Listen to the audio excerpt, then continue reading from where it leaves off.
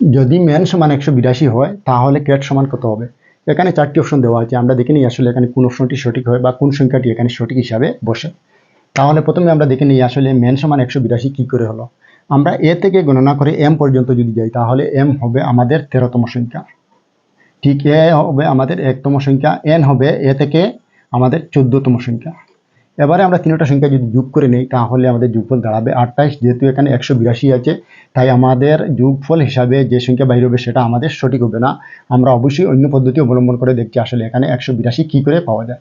আমরা যদি তিনটা সংখ্যা গুণ করে নিই তাহলে আমাদের কত দাঁড়ায়? 13 একে 13, 13 14 কত হবে? আমাদের 182 হবে। অতএব আমরা 182 পেয়ে গেলাম।